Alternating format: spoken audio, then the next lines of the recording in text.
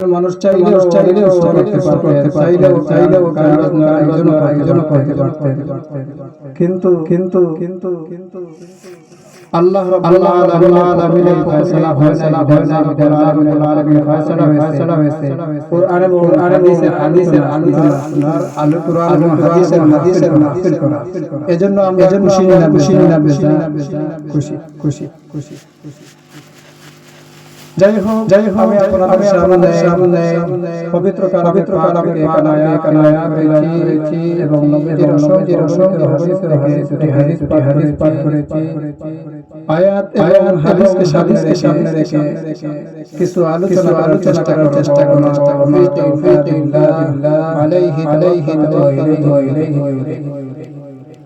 মুহতারাম হাজিরিন, এই দুনিয়াতে আমরা এসেছি দুনিয়া শুধু শরীয়ত হওয়ার জন্য নয়। এই দুনিয়াতে এই দুনিয়াতে করার জন্য আখিরাতের ফল আমরা এই জায়গায় দুনিয়ার মধ্যে আমরা আখিরাতের ফল পাইতাম। এই দুনিয়ার এই যে ইসলাম এই যে কালিমা এই সব কিছু বিনা কষ্টে দুনিয়াতে আসে না। আমাদের নবী মুহাম্মদ সাল্লাল্লাহু আলাইহি ওয়াসাল্লাম আমাদের জন্য তার আরামের ঘুম হারাম করেছেন, নিজের বিসর্জন দিয়েছেন উম্মতের কথা চিন্তা করে আরাম আয়েশের কথা সব কিছু বিসর্জন দিয়েছেন এই মাত্র আমাদের উম্মতের জন্য। আর আমরা হলে নবীজিকে অনুসরণ করে চলতাম, নবীজির আদর্শ অনুযায়ী চলতাম, নবীজির সুন্নাত অনুযায়ী চলতাম। রাসূল সাল্লাল্লাহু আলাইহি ওয়াসাল্লাম হযরত উমর রাদিয়াল্লাহু তাআলা হে উমর তুমি কি আমাকে ভালোবাসো, মহব্বত করো? উমর রাদিয়াল্লাহু তাআলা আনহু রাসূল সাল্লাল্লাহু আলাইহি ওয়াসাল্লাম জবাব দিলা ইয়া রাসূলুল্লাহ আমি আপনারে মহব্বত করি। রাসূল সাল্লাল্লাহু আলাইহি ওয়াসাল্লাম কইলা তুমি চিন্তা করে ভালো করে আমারে মহব্বত করো। হযরত উমর রাদিয়াল্লাহু তাআলা আনহু রাসূল সাল্লাল্লাহু আলাইহি ওয়াসাল্লাম তুমি কি তোমার জীবনকে বেশি হযরত উমর রাদিয়াল্লাহু তাআলা আনহু রাসূল সাল্লাল্লাহু আলাইহি ওয়াসাল্লাম ইয়া রাসূলুল্লাহ ইয়া হাবিবাল্লাহ ও নবীজি আমি আপনাকে জীবনে চাইতে বেশি রাসূল সাল্লাল্লাহু আলাইহি ওয়াসাল্লাম আবু বকর উমর রাদিয়াল্লাহু তাআলা জবাব দিলা আমার জীবনের চাইতে বেশি মনে না বেশি ভালোবাসি। রাসূল সাল্লাল্লাহু আলাইহি ওয়াসাল্লাম আল্লাহু তাআলা তাহলে তোমার জীবনের চাইতে বেশি ভালোবাসো, তাহলে তোমার ভালোবাসা আবার চিন্তা করে তুমি আমাকে কিছুক্ষণ করো এরপর আমাকে আমাকে ভালোবাসো কিছু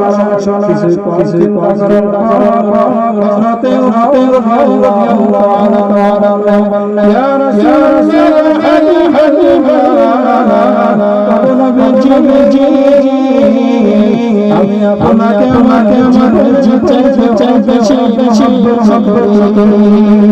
সুবহানাল্লাহ। উমর রাদিয়াল্লাহু তাআলা চিন্তা হইয়া কিছুক্ষণ আমি আমার জীবনের চাইতে বেশি ভালোবাসি। রাসূল সাল্লাল্লাহু আলাইহি ওয়াসাল্লাম উমর রাদিয়াল্লাহু তাআলা বললেন উমর তোমার মহব্বত হয়েছে তোমার ভালোবাসা হয়েছে তোমার জীবনের চাইতে তোমার চাইতে তোমাদের আত্মীয়-স্বজন বেশি আল্লাহ রাসূল সাল্লাল্লাহু আলাইহি ওয়াসাল্লাম কইলা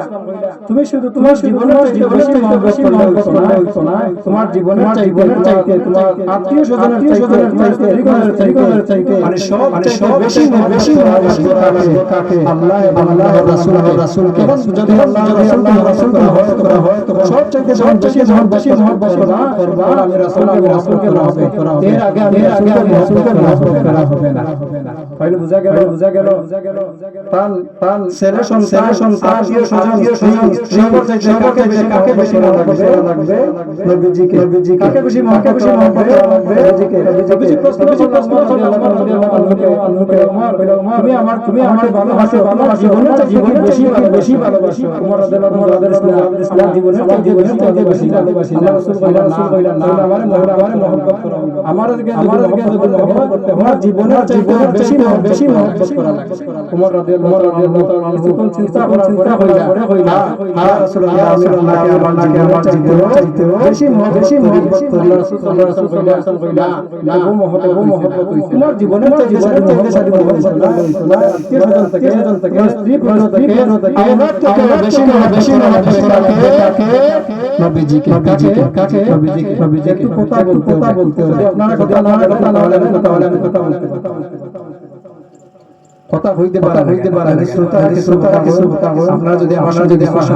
না করেন তো আমার কথা আইবো যদি আপনারা ওলা এই বুঝাই তাহলে আমার কিছু লড়া না উমর রাদিয়াল্লাহু তাআলা কইলা জীবনের চাইতে শুধু নয় জীবনের চাইতে শুধু নয় স্ত্রী পুত্র আওলাদ আমাদের সম্মান যা আছে থেকে বেশি মহব্বত করতে হবে আল্লাহ রাব্বুল আলামিন আয়াতের মধ্যে বলেন ইয়া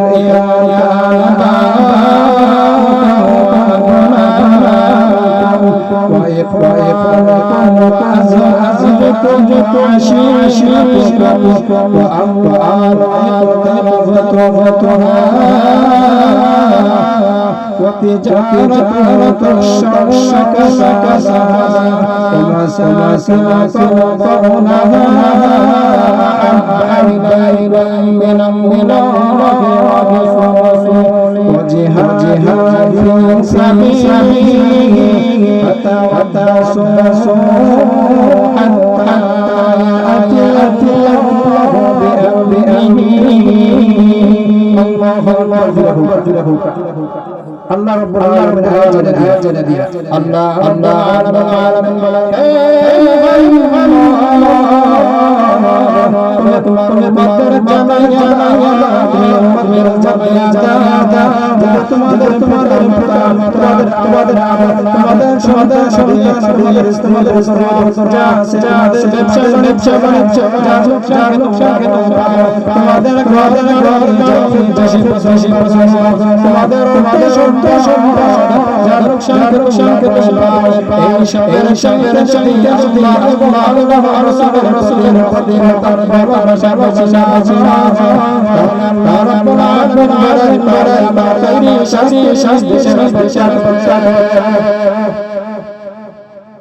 আল্লাহ রাব্বুল আলামিন আয়াতের মধ্যে ধমকিমূলক কথা কইলা যে হে নবী আপনি উম্মতদেরকে মানে আমাদেরকে উম্মতদেরকে জানায়া দাও যদি তোমাদের পিতা মাতা আমাদের সন্তানাদি স্ত্রী পুত্র ঘর বাড়ি ব্যবসা বাণিজ্য যা আছে সব কিছু চাইতে যদি আল্লাহর রাসূলের মহব্বত বেশি না হয় তাহলে তোমরা আল্লাহ রাব্বুল আলামিনের শাস্তির নির্দেশের অপেক্ষা করো আল্লাহ রাব্বুল আলামিন চাইতে যদি আল্লাহ এবং আল্লাহর রাসূলের ভালোবাসা বেশি না হয় আমার তুমি শাস্তির নির্দেশের অপেক্ষা করো তাহলে বোঝা গেল আওলাদ থেকে সম্পদ থেকে বিবি পুত্র সন্তানাদি চাইতে বেশি মহব্বত করা লাগে আল্লাহ রাসূলকে এই আয়াত নাযিল হওয়ার পরে ওমর রাদিয়াল্লাহু তাআলা আনহু বুঝতে পারলেন যে আমি আমার জীবনে বেশি মহব্বত করলে হবে না আমাদের থেকে আমাদের স্ত্রী আমাদের সাথে বেশি ভালোবাসা লাগবে আল্লাহ এবং আল্লাহ রাসূল বাইরে মাশা কেমন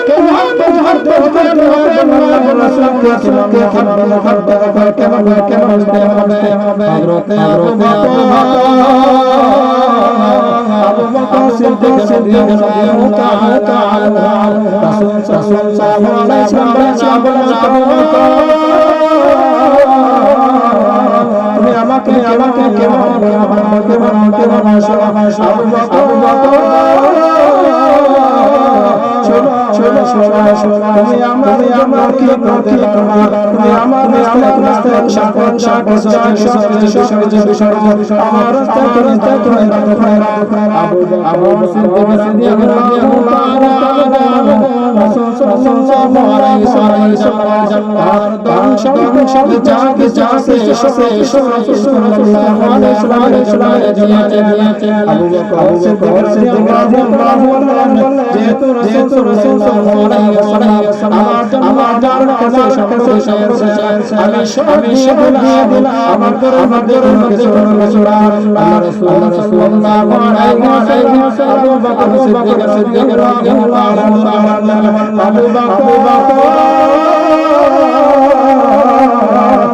তোমার ঘরে কি এসেছো আবু বকর সিদ্দিক রাদিয়াল্লাহু তাআলা রাসূল সাল্লাল্লাহু আলাইহি ওয়াসাল্লাম আবু বকর সিদ্দিক রাদিয়াল্লাহু তাআলা বললেন ইয়া রাসূলুল্লাহ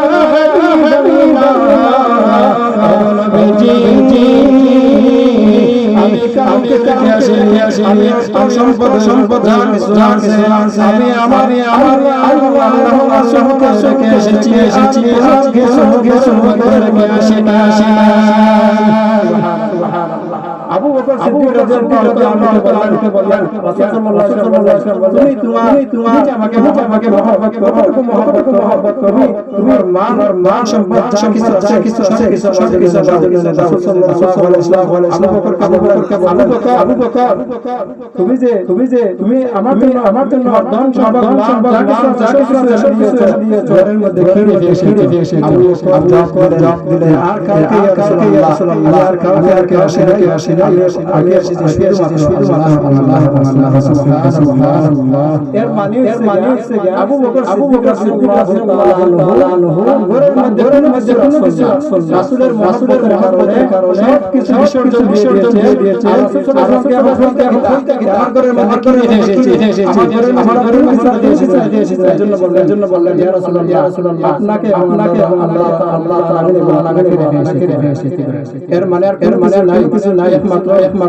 আল্লাহ রাসূল সাল্লাল্লাহু আর কোনো কিছু নাই তাহলে বোঝা গেল আবু বকর রাদিয়াল্লাহু তাআলা নিজের চেয়ে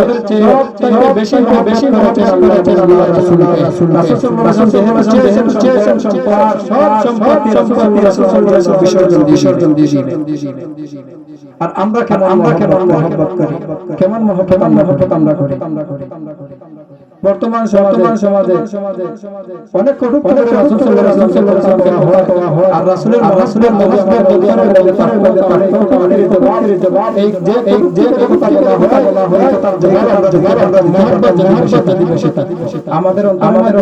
রাসূলের বেশি না এজন্য আমরা যেতে পারি না আমরা হত্যা করতে পারি কেমন মহব্বত করতে হবে যেহেতু আল্লাহ বলেছেন সম্পদ আমাদের আওলাদ থেকে সন্তান থেকে বেশি লাগবে কেমন মহব্বত দেখিয়ে দিয়েছেন সাল্লাল্লাহু আলাইহি ওয়াসাল্লাম কেমন মহব্বত করতে হবে বাইরা মাশা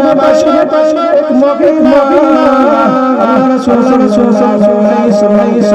কেমন করেছেন কেমন সে কেমন কেমন মহিলার সুন্দর সংসারে চলে গিয়েছে ওই মহিলা স্বামীকে উত্তর দিয়ে দিল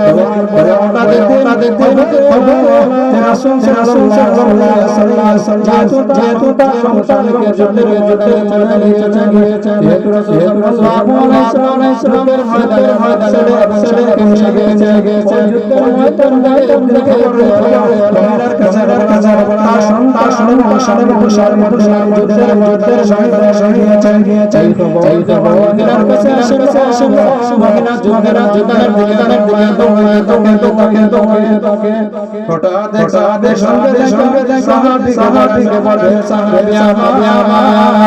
তুমি কি আমার সাথে দেখেছো কি আমার সাথে দেখেছো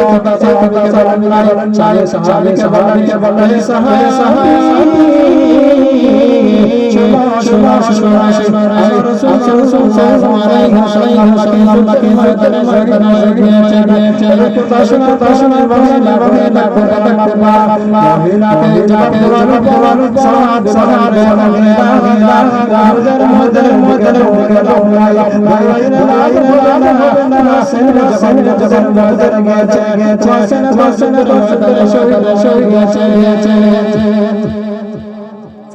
সাহাবী বললেন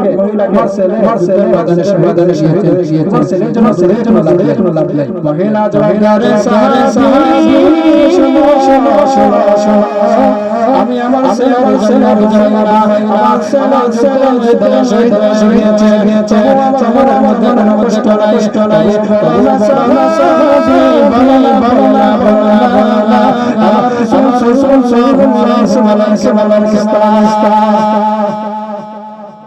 ওই সন্তানের জন্য জিজ্ঞাসা করলেন আমার রাসূল আমাকে আমি শুনেছি ওই সন্তান আমার মনের কষ্ট নাই বলো আমার রাসূল সাল্লাল্লাহু আলাইহি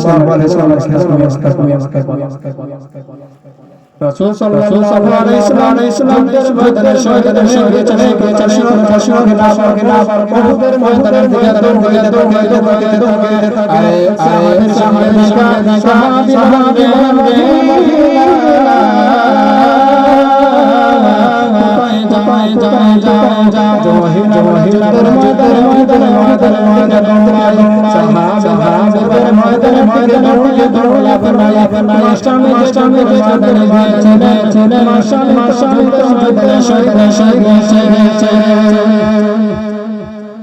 মহিলাকে সাহাবী বললেন তোমার স্বামী গিয়েছে স্বামী গিয়েছে লাভ নাই কষ্ট স্বামী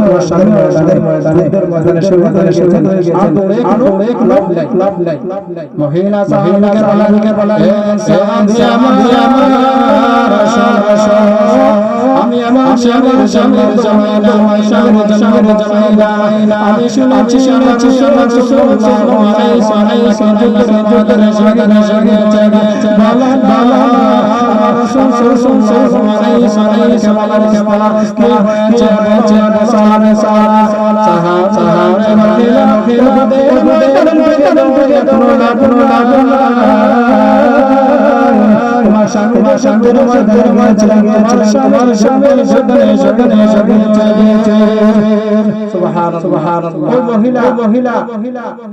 কতটুকু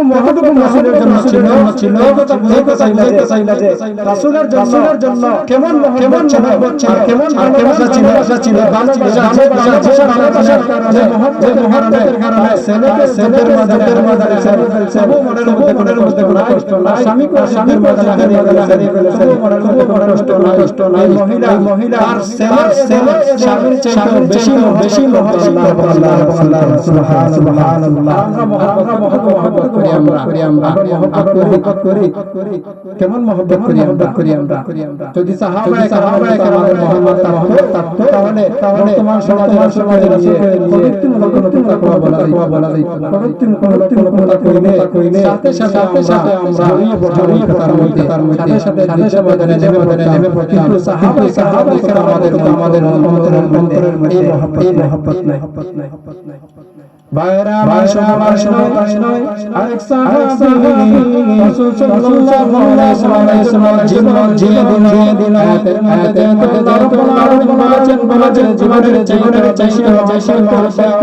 কেমন আরেক সাহাবী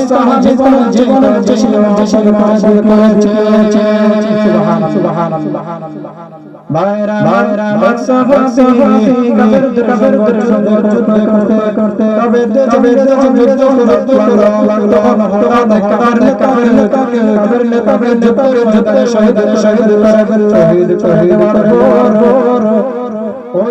ওই সাহাবীকে তাদের আগে গ্রেফতার করে বলল তোমার কাছে যদি আমাদের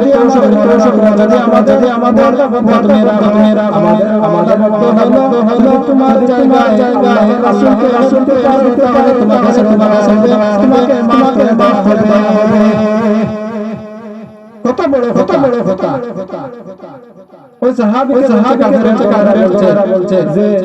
তুমি যদি তোমার জায়গায় রাসূলকে আইনা দিতে তোমাকে বন্দী করে রাখা হবে তোমাকে করে দেওয়া হবে তোমাকে ফাঁসি মঞ্চে ঝুলানো হবে তুমি যদি তোমার জায়গায় নিতে পারো রাসূলকে যদি নিতে পারো এই কথা বলার পর কেমন ঈমানের কেমন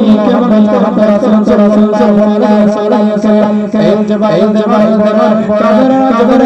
কিন্তু ওই সাহাবী কবরের না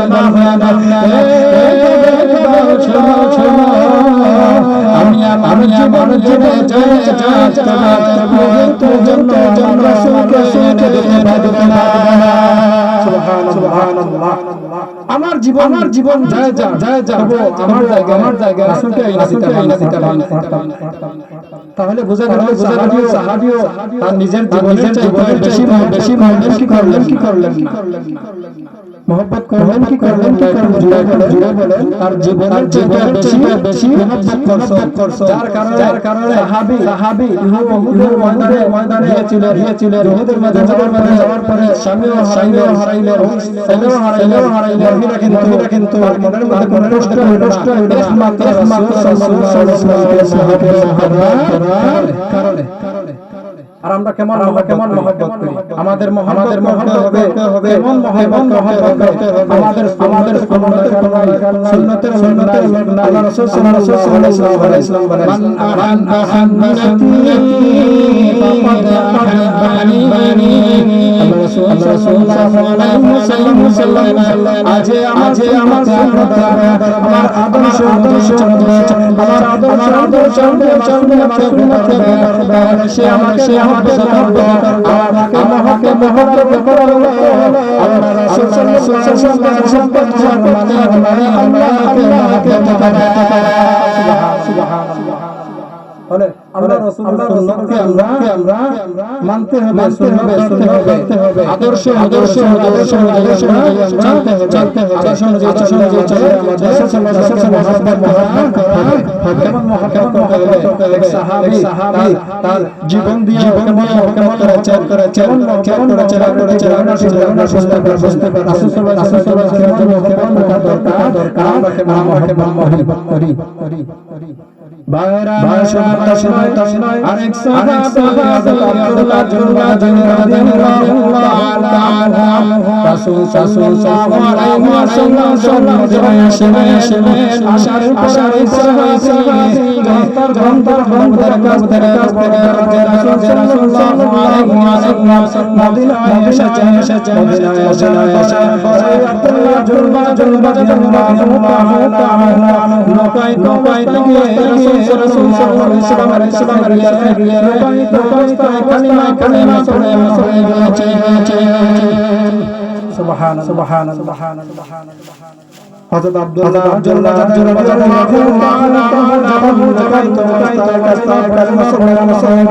গেলেন এই কথা কিন্তু তার পরিবার যখন তার সাদা খবর পেল যে নাকি ইসলাম ধর্ম করেছে রাসূলুল্লাহ ইসলামের কালিমা পড়ে মুসলমান হয়েছে এই কথা শোনার ভাতিজাকে বলে শোনা তোমাকে মুহাম্মদ সাল্লাল্লাহু আলাইহি ওয়াসাল্লাম তোমাকে ইসলাম গ্রহণ করেছে তোমাকে মুহাম্মদ সাল্লাল্লাহু আলাইহি ওয়াসাল্লাম এই কথা বলার পরে ভাতিজা ডাক দিয়ে বলে শোনো আমি রাসূল সাল্লাল্লাহু আলাইহি ওয়াসাল্লাম করেছি ইসলাম গ্রহণ করেছি রাসূল সাল্লাল্লাহু আলাইহি ওয়াসাল্লাম কালিমা পড়ে দিয়েছি সুবহানাল্লাহ চাচার কাছে জবাব দিলেন কিন্তু চাচা বললেন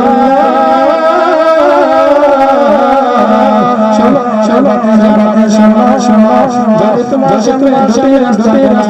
আছে আমাদের ধর্মে করতে চাও তাহলে তুমি ইসলাম ছেড়ে দাও যদি আমাদের চালাতে চাও তাহলে আমি ধ্বংস থেকে যা কিছু আছে সব কিছু তোমাকে বাহির করে তোমাকে পরিচিত করা হবে আব্দুল্লাহ তুমি এখন দুটি পথ বললেন যদি আমাদের চাও ইসলাম ছেড়ে দাও যদি আমাদের তোমাকে চম্পক থেকে বাড়ি থেকে বঞ্চিত করা হবে বাড়ি থেকে তাড়িয়ে দেওয়া হবে উল্টো সাইবা ভাতিজাকে শর্ত দেওয়া হলো ভাতিজা দুটি শর্তের মধ্যে শর্ত রাখলেন না ভাতিজা ডাক দিয়ে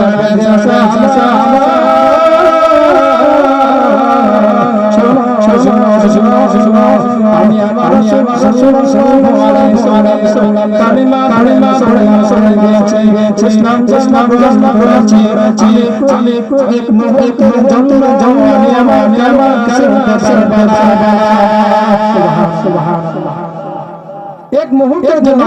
কালিমা পড়তে পারবো ইসলাম ধর্ম ছাড়তে পারবো না যা কিছু হইল এখন বাতিজা কোথায় যাবে আব্দুল্লাহ যাবে এখন টেনশন পড়ে গেলে কোথায় যাবে চাচা শোনা আব্দুল্লাহ বাজানি আমার শোনা রাসূলের